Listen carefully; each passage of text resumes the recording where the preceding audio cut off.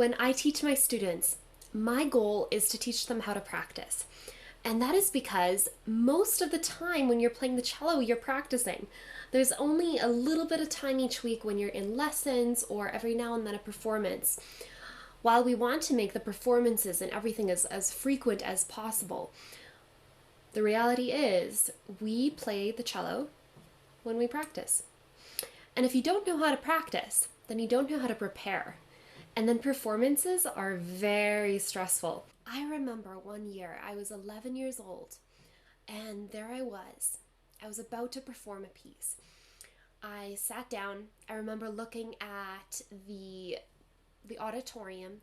It was black, but I knew that everyone had their eyes on me and they were waiting for me to start.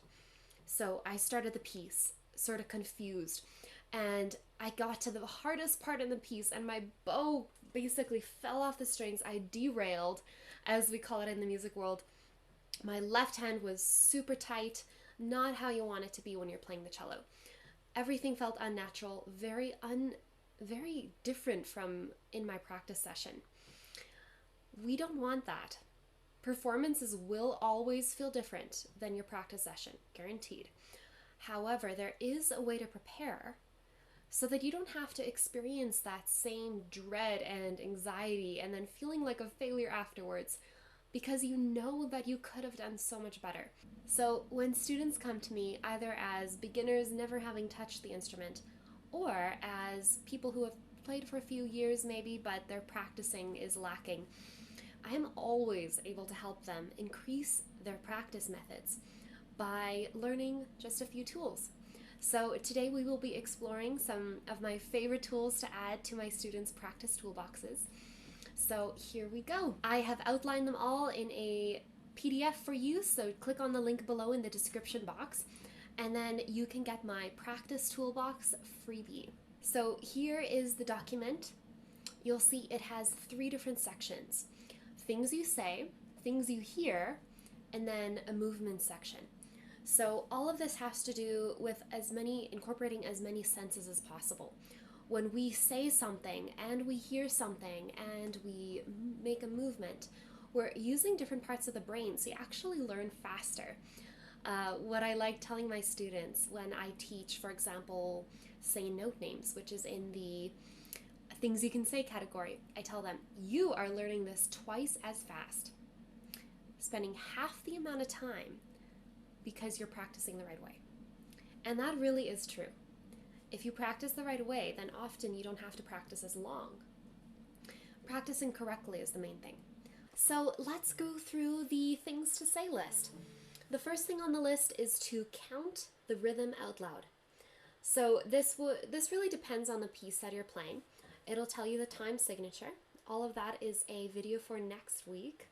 An example of it might be 1, 2, 3, 4, 1, 2, 3, 4, 1, 2, 3, 4, 1. So it really depends on the piece. You can count in different ways. You can clap the rhythm. It's another idea.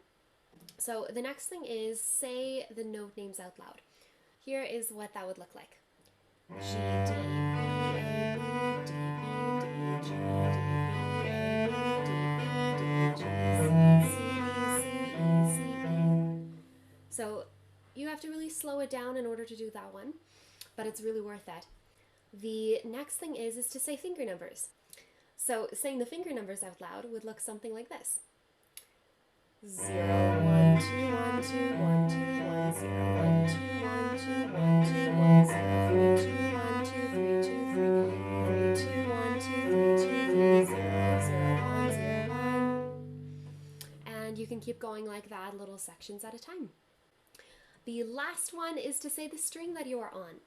G, D, A, D, D, G, D, A, D. So you can either say for each note or you can say whenever you switch, which is what I did. So that is all for today. Genevieve and I will be practicing using these methods, and I hope you will be too, in the PDF download that I have for you below.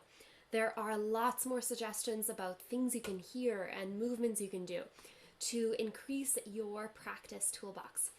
So I hope that you enjoyed this video. Be sure to like and subscribe for notifications for more videos in the future. I hope that you have a fantastic day, and I will see you next time.